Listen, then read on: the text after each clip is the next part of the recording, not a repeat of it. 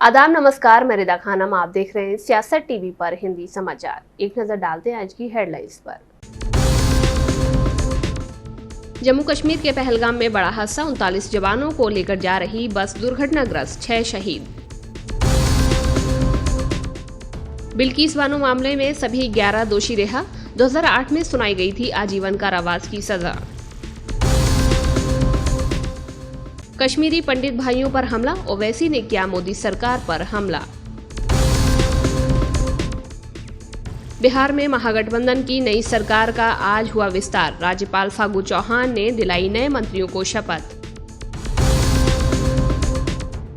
केंद्रीय मंत्री गिरिराज सिंह का कांग्रेस पर हमला, कहा राजनीति में परिवारवाद और भ्रष्टाचार का जनक है कांग्रेस। उदयपुर में 1.5 महीने बाद फिर लगी धारा 144, सार्वजनिक स्थानों पर झंडियां प्रतीक चिन्ह लगाने पर रोक। चाइना में लॉकडाउन से बचने के लिए मॉल से भागे लोग, रोकना हुआ मुश्किल। अब समाचार विस्तार से। जम्मू और कश्मीर के पहलगाम में एक आज बड़ा हादसा हुआ है। यहां भारत तिब्बत सीमा पुलिस के जवानों को ले जा रही अनंतनाग में चंदनवाड़ी के पास एक बस गहरी खाई में गिर गई।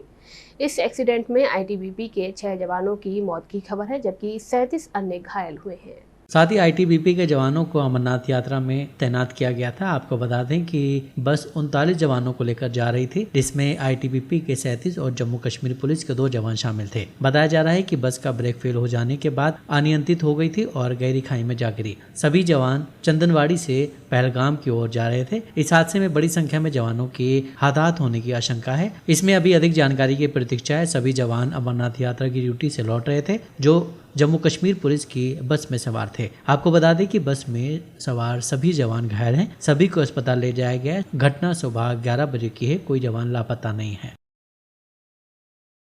महाराष्ट्र के सीएम एकनाथ शिंदे के गुट के विधायक प्रकाश सुर्वे का भड़काऊ भाषण सोशल मीडिया पर वायरल हो रहा है। इसमें उन्होंने कहा कि हाथ नहीं तोड़ सको तो पैर तोड़ना, मैं अगले दिन जमानत करवाने आऊंगा। सोमवार को मुंबई के मागाठाणे इलाके स्थित कोकड़ी बाड़ा बुद्ध विहार में आयोजित एक कार्यक्रम में बात करते समय विधायक प्रकाश सुर्वे ने ये बयान दिया। शिवसेना के भीतर ही शिंदे और ठाकरे गुट के बीच चल रहे मतभेद के बीच प्रकाश सुर्वे ने बयान दिया है। बयान में उन्होंने कहा कि कोई तुम्हें अरे करे तो तुम उसे कार्य करना, किसी की भी दादागिरी सहन नहीं की जाएगी, उन्हें ठोक दो। प्रकाश सुर्वे यहाँ बैठा हुआ है। हाथ नहीं तोड़ सके तो पैर तोड़ दो, दूसरे दिन मैं जमानत करवा लूंगा। चिंता मत करो, हम किसी से लड़ेंगे नहीं, लेकिन अगर कोई हमसे लड़ेगा तो हम उन्हें छोड़ेंगे नहीं। इस भड़काऊ बयान के विरोध में अब ठाकरे गुट की ओर से दहीसर पुलिस स्टेशन में शिकायत दर्ज की गई है। भड़काऊ बयान का वीडियो वायरल होने के बाद विपक्ष इस मुद्दे को आज प्रेस कॉन्फ्रेंस में उठा सकता है। मुख्यमंत्री शिंदे की भी प्रेस कॉन्फ्रेंस आज होनी है। उद्धव ठाकरे फिलहाल अपने पिता बाल ठाकरे द्वारा स्थापित पार्टी के प्रमुख बने हुए हैं, लेकिन इस बात को लेकर कानूनी लड़ाई चल रही है कि पार्टी पर किसका दावा है। विनायक दामोदर सावरकर के बैनर पर उपजे सांप्रदायिक तनाव के बीच कर्नाटका के शिवमोगा में एक व्यक्ति को कथित रूप से चाकू मारने के आरोप में 4 लोगों को गिरफ्तार किया गया है। उन्हें हिरासत में लेने के लिए पुलिस की कार्रवाई के दौरान एक आरोपी के पैर में गोली लगी। जिला प्रमुख बीएम लक्ष्मी प्रसाद ने कहा कि किसी भी तरह की भगदड़ को रोकने के लिए भारी बल तैनात है और अगले 48 घंटों तक निषेधाज्ञा लागू रहेगी। क्षेत्र के स्कूलों को अगले 2 दिनों तक बंद रखने को कहा गया है। रिपोर्ट्स के मुताबिक एक समूह द्वारा कथित तौर पर सावरकर का एक पोस्टर हटाने और टीपू सुल्तान का एक पोस्टर लगाने के बाद इलाके में सांप्रदायिक झड़प हो गई। शिवमोगा में हिंसा सत्तारूढ़ भाजपा और विपक्ष के बीच राज्य भाजपा सरकार द्वारा जवाहरलाल नेहरू की तस्वीर को हटाने और हर घर तिरंगा अभियान के विज्ञापन में सावरकर को शामिल करने पर वाकयुद्ध शुरू हो गया। सत्तारूढ़ भाजपा ने कहा कि ये सोच समझ कर लिया गया फैसला है। भाजपा प्रवक्ता रवि कुमार ने कहा, नेहरू की वजह से भारत टूटा, इसलिए अखबार में उनकी तस्वीर को हटा दिया गया है। विपक्ष के नेताओं ने इस कदम को लेकर राज्य सरकार पर निशाना साधा और मुख्यमंत्री बसवराज बोम्मई के इस्तीफे की मांग की। प्रदेश कांग्रेस अध्यक्ष डीके शिव कुमार ने कहा, यह भारतीय लोकतंत्र और स्वतंत्रता पर शर्म की बात है। भारत आजादी के 75 साल का जश्न मना रहा है। प्रधानमंत्री को बसवराज बोम्मई को बर्खास्त कर देना चाहिए। हम माफी की मांग करते हैं। गुजरात में गोधरा कांड के बाद 2002 में बिल्किस बानो सामूहिक बलात्कार और उनके परिवार के 7 लोगों के हत्या के मामले में उम्र कैद की सजा काट रहे सभी 11 दोषी सोमवार को गोधरा उपकारागार से रिहा हो गए। गुजरात सरकार ने अपनी क्षमा नीति के तहत इनकी रिहाई की मंजूरी दी।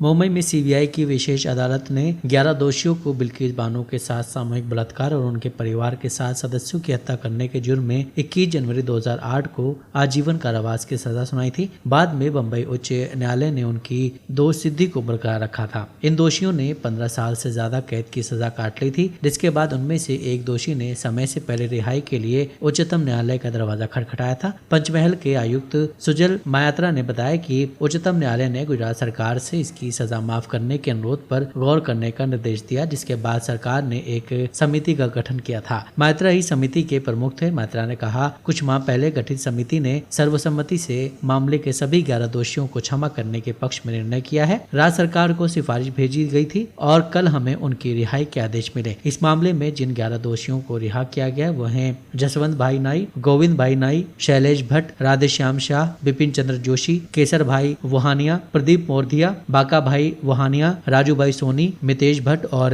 रमेश चंदाना। अगर वो सही था तो जो गुजरात सरकार ने निर्णय लिया क्या वो भी सही? दोनों में से एक चीज सही हो सकती है, दोनों सही नहीं हो सकती। तो गलत क्या था, सही क्या था, प्रधानमंत्री स्पष्ट है और गुजरात सरकार यह निर्णय वापस ले या प्रधानमंत्री लाल किले से बोले हुए अपने शब्द वापस ले। दोनों में से एक चीज ही चल सकती है। जम्मू कश्मीर के शोपियां में आतंकवादियों ने एक बार फिर आम नागरिकों पर हमला किया है। आतंकियों ने 2 कश्मीरी पंडित भाइयों की गोली मार दी, जिससे एक शख्स की मौत हो गई और दूसरे को गंभीर हालत में अस्पताल में भर्ती कराया गया है। 2 भाइयों पर हुए आतंकी हमले को लेकर एमआईएम प्रमुख असदुद्दीन ओवैसी का बयान सामने आया है। बिल्कुल ही अनसेफ कर दिए और वो इसलिए अनसेफ हो रहे हैं क्योंकि आपकी सरकार ने उनको के सेफ्टी प्रोवाइड करने में सरासर नाकाम साबित हुई है और कश्मीरी पंडित तो कश्मीर छोड़ के जाना चाह रहे हैं। हमने और आपने देखा कि वो प्रोटेस्ट कर रहे थे रोडों पर आकर, उनके एनक्लेव्स को रातों में पुलिस बंद कर दी थी कि वो निकल कर ना जाए कहीं।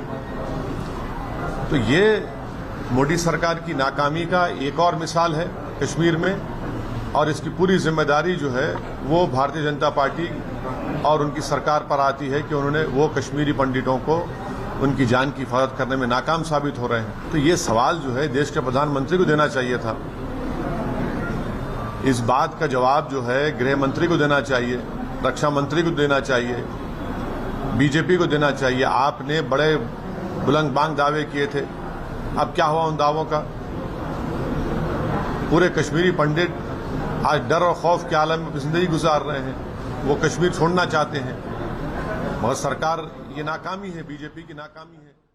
आज़ादी के 75 साल पूरे होने पर कल लाल किले के प्राचीर से भाषण देते हुए प्रधानमंत्री नरेंद्र मोदी ने कहा कि भ्रष्टाचार देश को दीमक की तरह खोखला कर रहा है, उससे देश को लड़ना ही होगा। इस दौरान उन्होंने भाई भतीजावाद और परिवारवाद की भी बात की।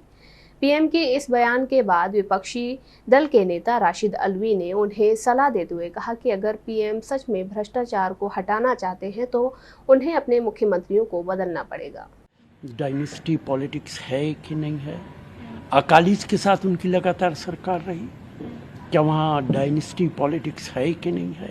खुद बीजेपी के अंदर बहुत सारे लोग हैं, खुद मंत्री हैं, उनके बेटे प्रांतों के अंदर राजनीति कर रहे हैं।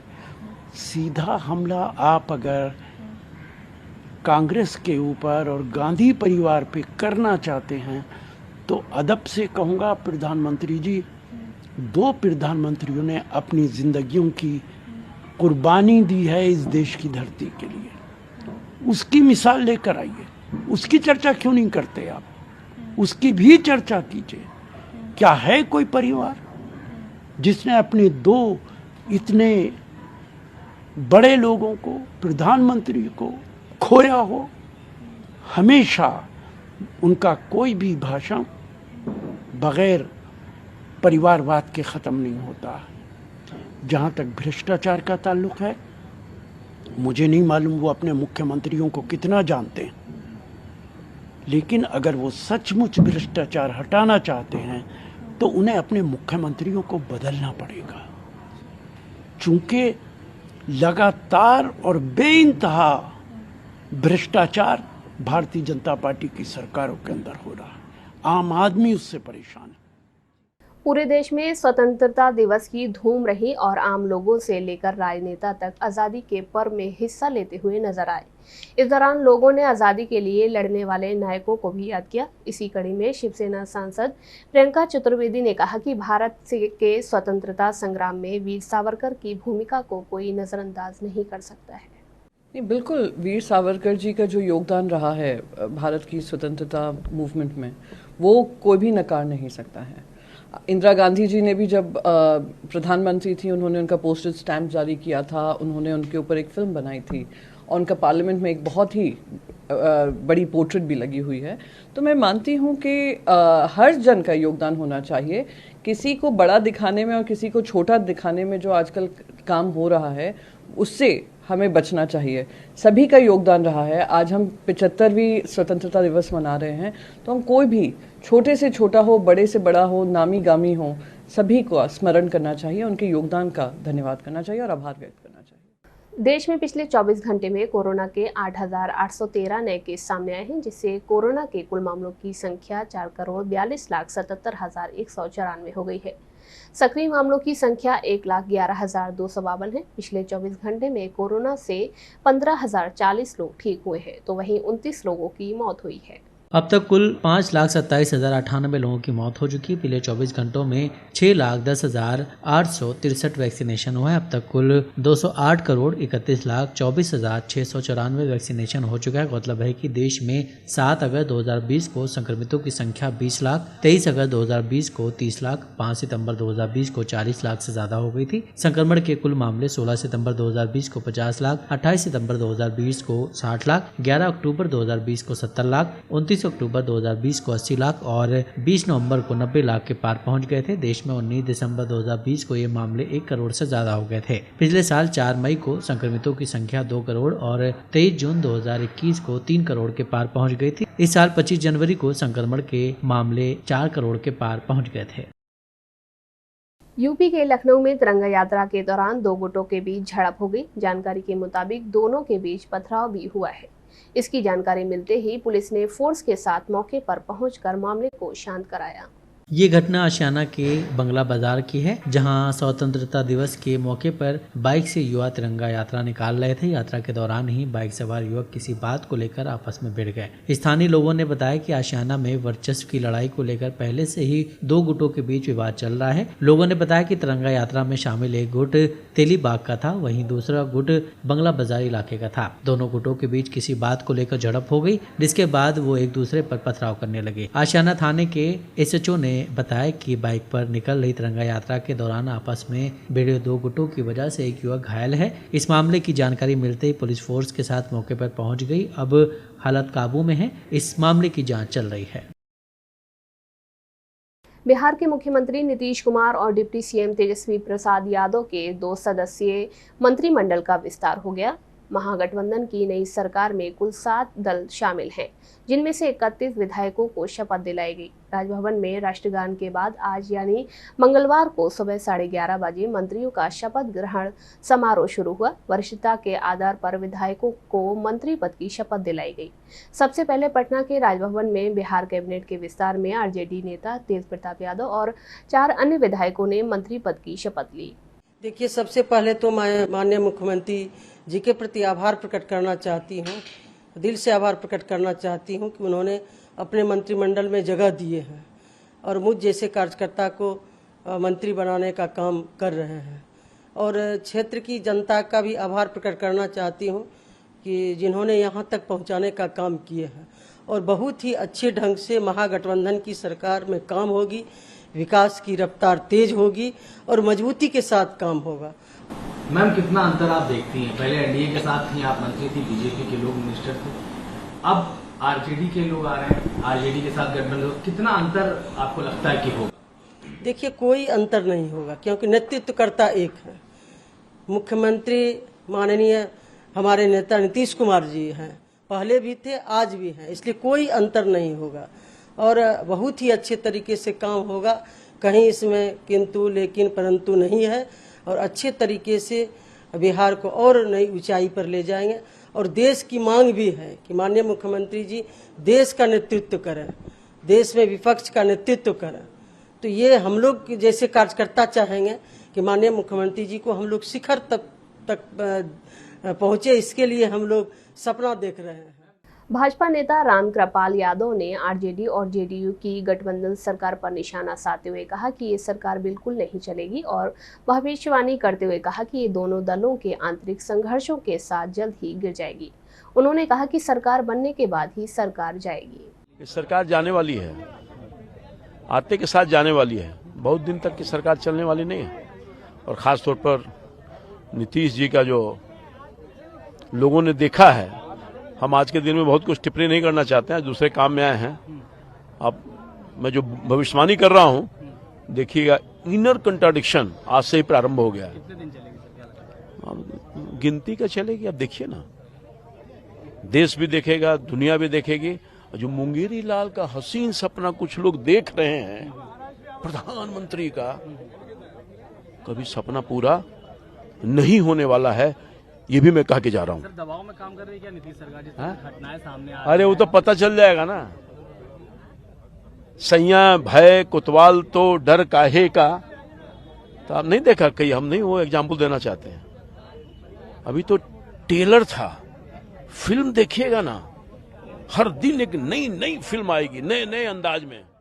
केंद्रीय मंत्री गिरिराज सिंह ने कांग्रेस पर निशाना साधते हुए कहा कि पीएम ने कहा है कि देश के शीर्ष पद पर बैठे अन्य संस्थानों में भी परिवारवाद है जो देश के लिए घातक है। आज ये बात दुनिया मानने लगी है।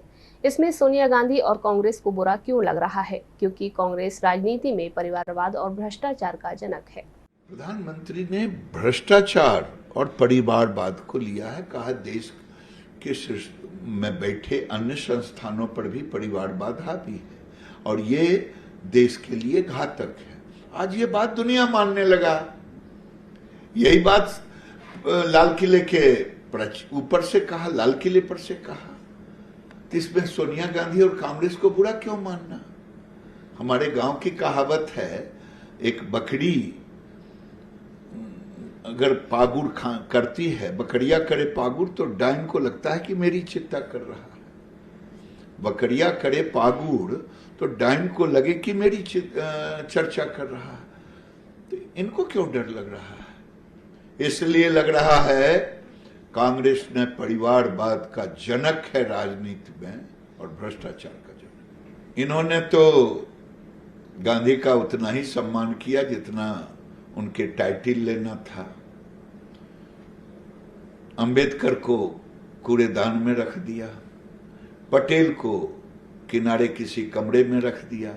मोदी जी ने अंबेडकर जी, जो हमारे नायक हैं इस लोकतंत्र के, जिन्होंने संविधान को बनाने में प्रमुख, उनको देश से लेके विदेश तक जहां जहां वहां वहां उनकी स्मृति को पुनर्जीवित करके अंबेडकर को सम्मान दिया, पटेल को सम्मान दिया, देश में सुभाष बाबू को सम्मान दिया। और आज भी कई दर्जन क्रांतिकारी नेता से लेकर के स्वतंत्रता सेनानी के नेताओं के चर्चा की त्याग तपस्या का।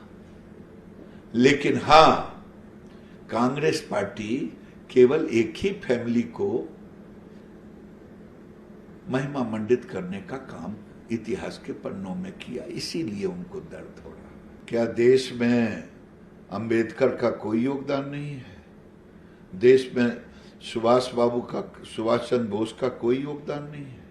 क्या चंद्रशेखर आजाद का योगदान नहीं है? क्या भगत सिंह का योगदान नहीं है? आज तो वही कहा उन्होंने। ये कहते हैं बस केवल मेरा। मोदी कहते हैं देश के सारे लोगों ने जो किया उसे याद करना चाहिए। इसमें हमें क्या कहना है? जब गठबंधन है, और मैं तो पूरी शुभकामना दूंगा कि ये पूरे कार्यकाल को पूरा करे, और स्वार्थों से जुड़ा हुआ है तो और करेगा पूरा, क्योंकि ये नीतियां से होती तो हटते नहीं नीतीश बाबू। 2017 में अगर हटे हैं तो कुछ न कुछ और फिर गए हैं। ये पूरा जानता है कि नीतीश बाबू को प्रधानमंत्री का उम्मीदवार बनना है, तेजस्वी जी को मुख्यमंत्री बनना है, तो ये दोनों तब तक जब तक कि ये दोनों के अपने अपने स्वार्थ की पूर्ति के कारण बने रहेंगे तब तक ये चलता रहेगा। सर, आज बीजेपी बिहार कोर ग्रुप की बैठक में हो रही है, नड्डा जी भी नहीं, ऐसा थोड़े। कई बार केंद्रीय नेतृत्व के साथ हम लोग अहम विषयों पर चर्चा होते रहती है। अब ये सब मुझे कुछ नहीं कह सकता, क्योंकि अध्यक्ष एक जिम्मेदार व्यक्ति के रूप में काम कर रहे हैं। एकजुट हो ना हो ये विपक्ष के बीच का है। सत्ता की भागीदारी के होड़ में अब सबको प्राइम मिनिस्टर बनना है, तो प्राइम मिनिस्टर का पद तो एक ही है। कोई नीतियों के साथ तो समझौता हो नहीं रहा है। ये हो रहा है मोदी जी के भय से सबको एक होना। मोदी जी के भय से जो लोग आज कह रहे हैं, एक जमाने में 74 में इमरजेंसी लगा था। इमरजेंसी का मतलब होता है आपातकाल, और लोकतंत्र में काले अक्षरों में। तो जो पार्टियां उस समय उसमें भुगती, उसमें तो यही बिहार के लालू प्रसाद यादव जी थे, नीतीश जी थे। तो ये लोकतंत्र की हत्या हुई थी, ये नीतीश बाबू भी कहते थे, लालू जी भी कहते थे। बिहार में महागठबंधन की सरकार बनने के बाद से उप मुख्यमंत्री तेजस्वी यादव जनता से किए गए वादों को पूरा करने की कोशिश कर रहे हैं। तेजस्वी यादव ने मीडिया से मुखातिब होते हुए कहा कि हम लोग सच्चे समाजवादी हैं और जो कहते हैं उस पर अमल करते हैं। उन्होंने कहा कि हम लोग जुमला पार्टी नहीं है। देखिए, आज एक ऐतिहासिक दिन है और ऐतिहासिक जगह से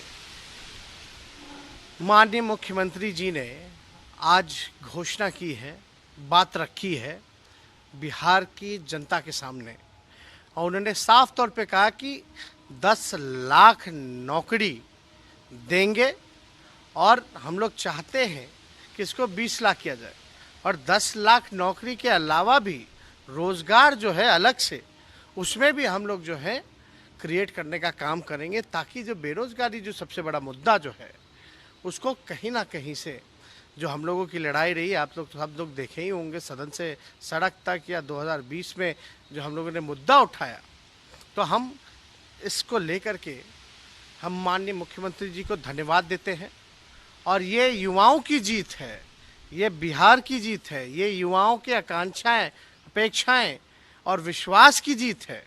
इसलिए, और ये हम तो पहले ही कहते थे ना कि हम ही लोग वादा पूरा करेंगे, ये भाजपा के लोग थोड़ी ना वादा पूरा करेंगे। अब बताइए कि भाजपा के लोग अब ये बोलेंगे कि रेवड़िया मटरी है, क्या मजाक है भाई। हम तो अपना वादा जो है, जो प्रण था हमारा, उसको हम लोग पूरा कर रहे हैं। और कई लोग आज ये उपलब्धि है कि आज जो है रोजगार पे चर्चा हो रही है, जो सही इशू है, जो मेन एजेंडा है, इस पे चर्चा चल रही है। तो एक बड़ा ऐतिहासिक जगह से आदरणीय मुख्यमंत्री जी ने ये काम को पूरा किया है और हम धन्यवाद देते हैं। और हम लोगों ने पूरा किया क्योंकि हम लोग सच्चे समाजवादी लोग हैं। हम लोग सच्चे समाजवादी लोग हैं, जो कहते हैं वो करके दिखाते हैं। हम लोग जुमला पार्टी नहीं है। इसलिए बिहार ने एक एग्जाम्पल सेट किया है, एक मापदंड तय किया है, एक लकीर खींची है, उस पूरे देश में जो है इसका संदेश गया है। और यही असल मुद्दा जो है पूरे देश में होने वाला है। तो सवाल ये उठता है कि कहीं ये वादा ही तो नहीं रह जाएगा, क्योंकि बीजेपी कह रही है कि कहां से लाके। अरे नहीं भाई, कोई वादा नहीं, सारी चीज पे काम शुरू हो चुका है। थोड़े इंतजार का मजा लीजिए। और ऑन रिकॉर्ड सबने देखा है, आज गांधी मैदान से 15 अगस्त आजादी के दिन ये घोषणा नहीं बल्कि मुहर लगी है। ये घोषणा नहीं रहेगा 2 करोड़ वाला, 19 लाख वाला। और ये भाजपा के लोग तो 2 साल बर्बाद कर दिए। ये भाजपा के लोगों ने 2 साल बर्बाद कर दिया, वरना आप समझ जाइए नौजवानों के हाथों रोजगार होता, नौकरियां होती।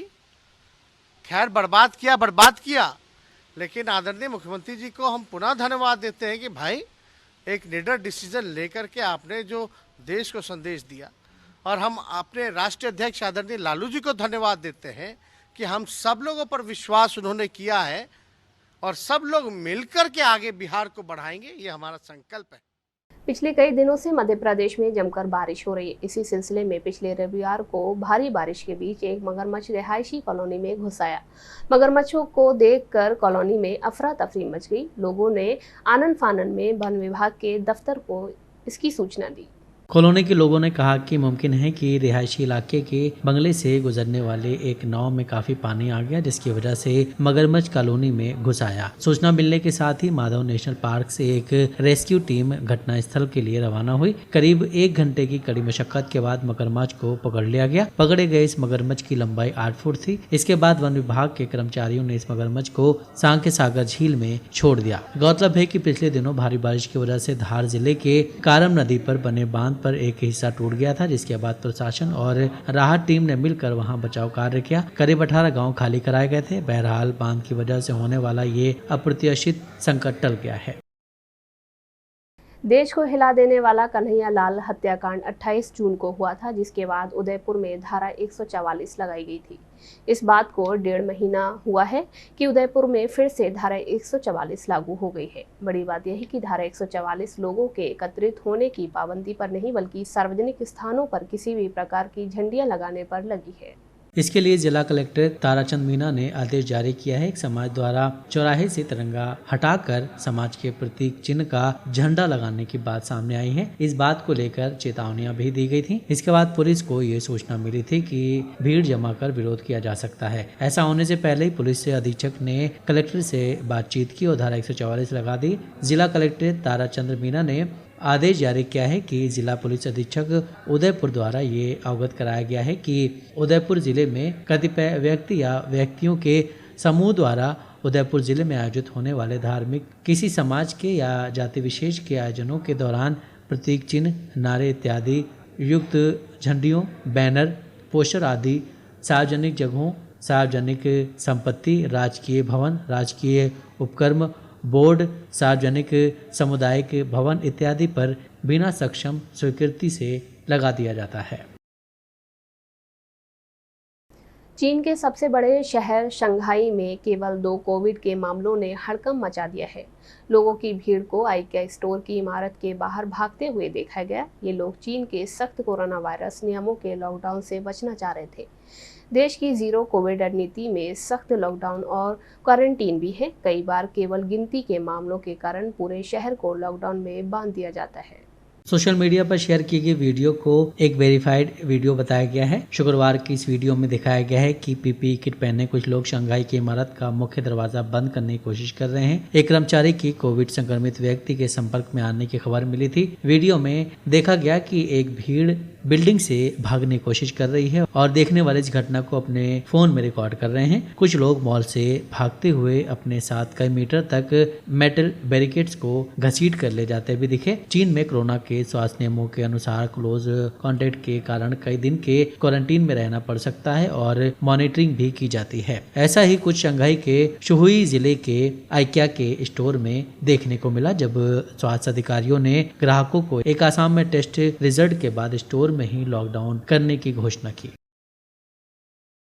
हिंदी समाचार यहीं समाप्त होता है। मुझे दें इजाजत। बाकी खबरों के लिए बने रहें सियासत टीवी के साथ।